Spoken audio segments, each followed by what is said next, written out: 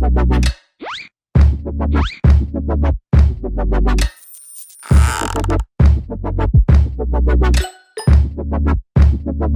there, Board Game Brody here with Let's Table It, where we get games to the table. Like this one here, Quests and Cannons, The Risen Islands. It's by Short Hop Games. It's an adventure fantasy game on the high seas. Players play as champions in either a team mode or an all-for-one mode, and you're trying to be the first one to hit a specified number of prosperity points determined by which mode you are playing. For all for one, this is 15 points, and others it will be more.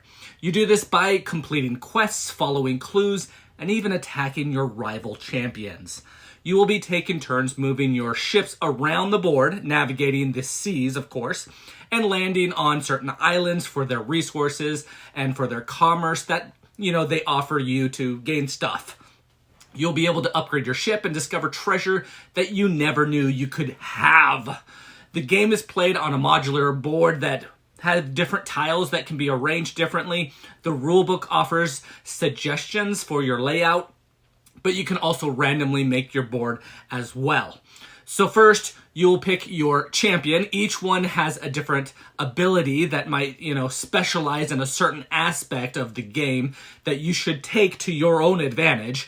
This will be either a larger holds, making it easier to complete quests, or better sails so that you can better solve clues, or bigger guns that you can, combat better and destroy your enemies.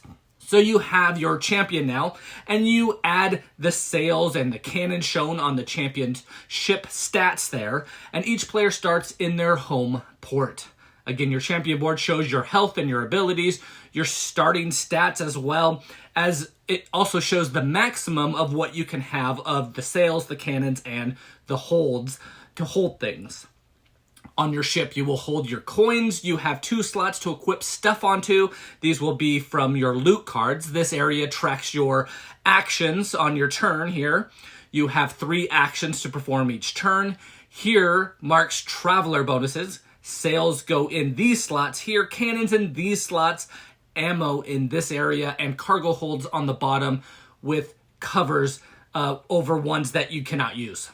So on your turn, you will first refresh any used sails and cannons, turning them back over, and then setting your actions back to 3. You can spend an action to move. Your action gives you 1 movement, but after using that action, you can extend your movement by flipping over sails to move 1 more space per sail. When moving on an island or land, this means that you are in that port. When moving through the seas, you have the calm water, impassable seas where you cannot ever go, stormy seas where it costs you 2 movement to go into these spaces, and treacherous seas, which makes you roll the traveler die, and on a result 1 through 3, you take 1 damage and end your move, and add 1 to your traveler bonus for doing that. Or on a result of 4 to 6, lets you move to an adjacent space for free.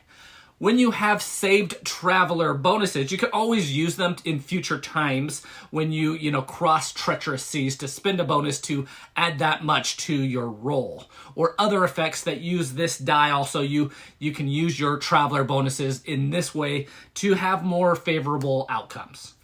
Now, as far as ports of interest that you might encounter, you have workshops. These locations can be used for maintenance and upgrading your ship. Trading posts can be used for maintenance and trading, and home ports can be used for maintenance and to deposit clues. Both workshops and home ports are safe places where no other player can actually attack you there, so they might be places you want to go if you're fearing, the other players. But all of them do maintenance, which again can be done in any of the locations. It means that you can pay 1 coin to gain 2 ammo in case you've used yours or you need more. You can pay 3 coins to restore a damage. You can pay resources for money, a canvas, metal, or lumber for 1 coin, or a spice or gem for 2 coins. You can exchange a loot card or a clue card for 3 coins.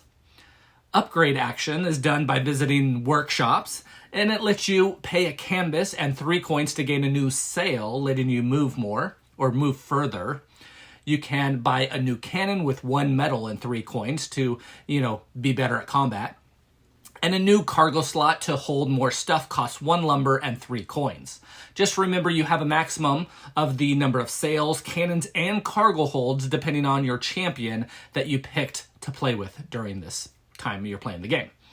Lastly, with trading at Trading Post, you can pay 2 resources to gain 1 resource of your choice, or you can pay 1 gem and 3 coins to gain a loot card, or 1 spice and 3 coins to gain a clue card.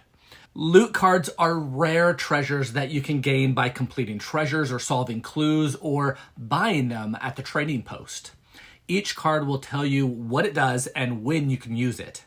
If a loot card has a gear icon on the top left, you can equip it to your ship. To do this, you will pay the cost shown and place it in one of the slots on your shipboard. Now, as you explore, you will want to gather resources, another action you can take on your turn. So, Risen Islands are unexplored territories that have adventure and natural resources that you want. When landing here, you will be able to draw a quest card and gather the resource available there. The first player landing on these spots will gain a coin and flip over the token to see what resource is found there. You don't know until you go there. Each action you take will get you a resource from that location. You place the resource that you collect in one of your cargo slots, and then now you have that resource on your ship. Quest cards are like tasks that you perform to gain rewards for, some sort of stuff, but also to gain extra prestige. Most quests want you to deliver a specific resource to a specific location. Third action that you can take is to solve a clue. You need to be on that clue's island and spend an action there. Then you can either gain 2 prosperity points or draw a new clue and a loot card to continue solving clues. You can also gain clue cards at Trading Posts that I mentioned earlier.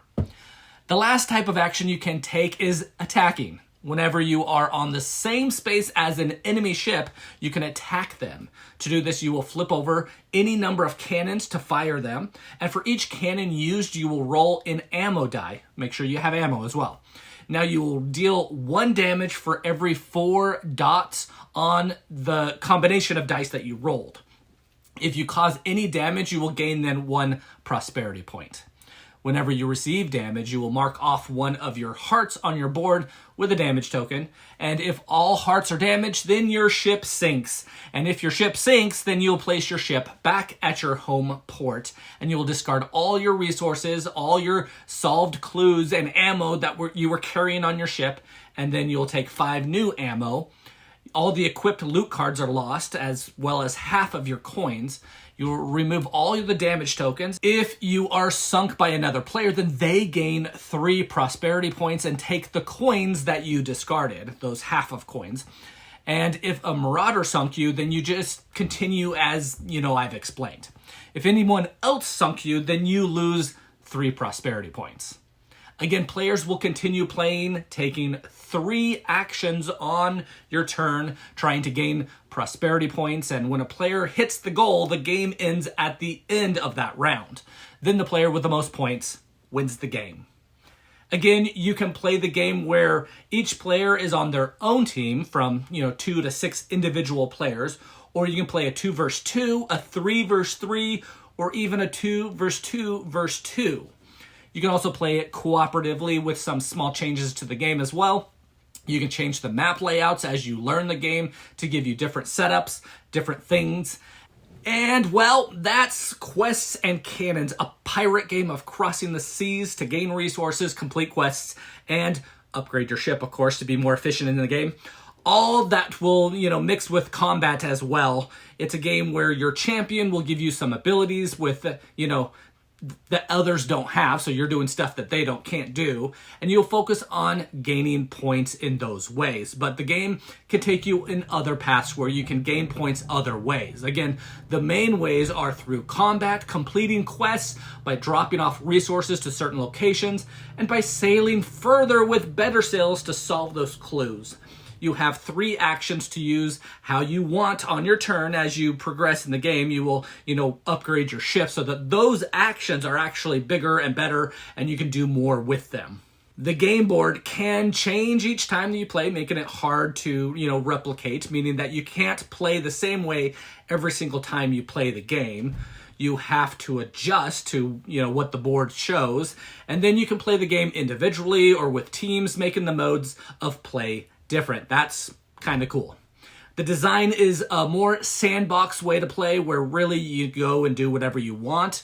That is actually kind of cool too. The game isn't one that, is heavy on the rules, so that you will be able to get this game to the table without dreading on how to actually play the thing. The game requires players who can plan, but also have an overall plan of what to do and to do things while also being able to, adjust with what the game throws at them. The game is pretty good with the components, as you can see here. Setup can be a little more than you would like with all the tiles and putting them, how they should go. But the game experience itself is that pirate experience of fulfilling those quests, solving clues and fighting with the others. Again, Brody here with Let's Table It, where we get games to the table like this one here, Quests and Cannons. It's a pirate sandbox game of sailing the high seas and being the first to get to a certain amount of points to win. Please like and subscribe to our channel. We are working hard to bring to you videos like this one, so if these games here are ones that you want to get to your own table.